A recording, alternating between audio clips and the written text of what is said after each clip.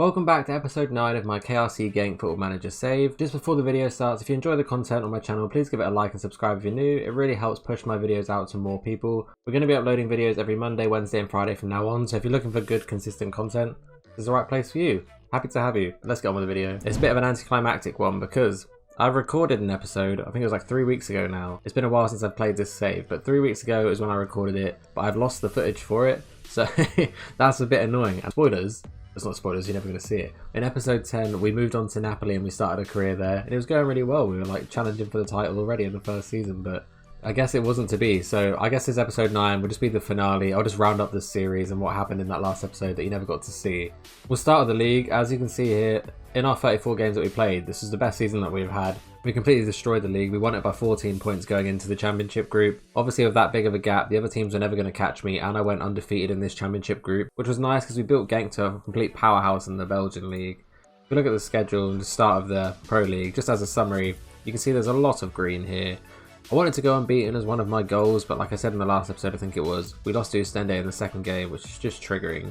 And we also lost in this game to OHL, who I've never lost to, but I think it's just we've got a player sent off. And as I always say, I think it's borderline impossible to win games, you get sent off. But obviously from there, you can see us as 4-0, 4-0, 5-0, 4-1. We were just dominating everyone. Just random little draw against Standard there. And then, like I said, we went undefeated in the championship group down here. We completely just blew everyone out. So the strongest season we've had to date. I wish we could have just had it unbeaten, but every single year in the Belgian league we broke the points record, so we were setting records and it was going well. Moving on to the Belgian Cup, we won this as well, so we got back-to-back wins in the Belgian Cup and we three-peated the league, so it was going really well with Genk. But we beat Club Brugge in extra time. I don't even think it was a close game, I think we just couldn't score. Yeah, so I would say this suggests me dominating them and we just couldn't get the goal, as we do sometimes, but we did get it in the end. We managed to win the Belgian Cups, we got the league double. You saw us get knocked out of the Champions League, the Europa League, triggering. I did beat Dynamo Kiev in my little rematch, like I said in the last episode. Then we went on to face Lazio, and I think we should have won this game from memory. I remember they got a late goal because it proper triggered me. But look, we were dominating them. I guess the expected goal wasn't that high, but the possession, the passes and everything. Watching this game, we were all over them. We just couldn't score again because sometimes with this Genk squad that just seemed to happen. But Lazio got a last minute goal, and then on penalties, as you've seen in this series, penalties aren't our forte, so it's really annoying to lose like that. But it is what it is. European glory was never to be in our 3 years at Genk. This is going to be a really short episode, so I'm just going to round up and basically cap off this series. Normally I would have just recorded the episode playing the game, like I did, but like I said, I've lost it. But I never intended for this series to end. But since I've lost that footage, the new updates come out. I wanted a new challenge anyway, that's why I moved to Napoli, but we can just start a whole new save and start a whole new career from there. But just to mention a couple standout players, Joshua Zirksee. I don't know if we've turned him into a beast or he's turned into a beast himself, but regardless, if we look at his stats here, especially if we look down here, in 54 games this season he had 53 goals, 7 assists, 9 player of the matches. Not gonna lie, he's one of the best strikers I've ever had in terms of how much he just scores goals. You can have good strikers with good stats, but sometimes they just don't perform. But for whatever reason, Xerxe just loved Belgium the whole time he was here. The only down season that he did have was the second year when I was trying to get Ariza involved, but that was a mistake. But it didn't falter that much in the end. But he ended up with 46 goals in the league, 53 in all competitions, averaging a 7.44. So he's been an absolute standout player. Some other players that did come along really nicely for us in the end were Karamoko Dembele. He's just got better since we've been here. The first season was a bit of a dud for him, but since then, the second and third season, you can see in his stats here, he really came along well. Another player, Florinel Koeman, I never expected to be a beast for us. We bought him for 3.8 million, but he's a right little hidden gem, I think. Or maybe I just didn't know about him, but to me, he was a hidden gem. He's been absolutely amazing.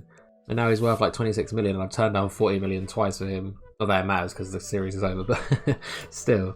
Then there's Marcus Edwards as well, great little player that came in. Look at his stats, there's a lot of 17s, a lot of green going on there.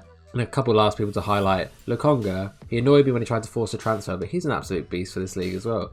It kind of makes me nostalgic, because like I said, it's been like 3 weeks since I played this game. Like, I've missed this team, you know? But it's over now. I might continue it off camera, to be honest, but for the sake of a YouTube series, this team is over. I'll just end it on the best 11 that I think that we had. Largely, I agree with this. Roerslev annoyed me because he tried to force a transfer in the end, but Van der Vaart is a great goalkeeper. The team is what I would expect. Junya Ito, what a legend for the one season that he was here. He had a great season for us, thinking back. 22 goals and 39 appearances was just a random winger I never even knew about until I managed Genk, but it's just nice to have a little connection with your team. Genk will always hold a little special place to me for my first YouTube series. But I'll just leave you looking at this while I just quickly say the next bit.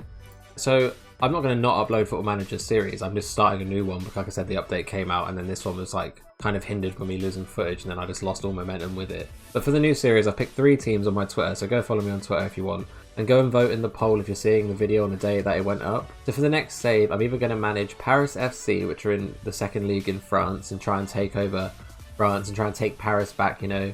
That'd be a fun little save for me. The second option will be Malaga, and they're in the 2nd league in Spain.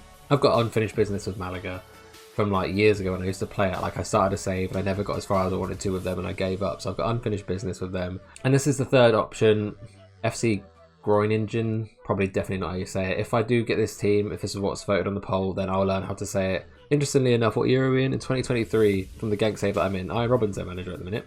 That series will start next week and it'll either come out on Monday or Wednesday, but I've got a few other videos I want to come out as well. But like I said at the beginning, please like and subscribe if you enjoy my content. We're going to be uploading consistent good content on Monday, Wednesdays and Fridays. I'm really going to stick to that schedule and see if it helps me. It just makes it easier for me to work around stuff and do other things for other channels.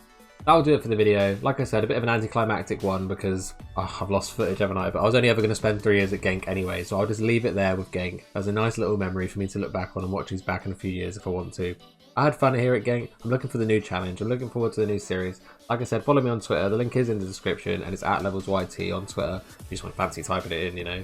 But I'll be back in a few days for another one. Please like and subscribe if you're new, and I'll see you next time. Goodbye. Bye.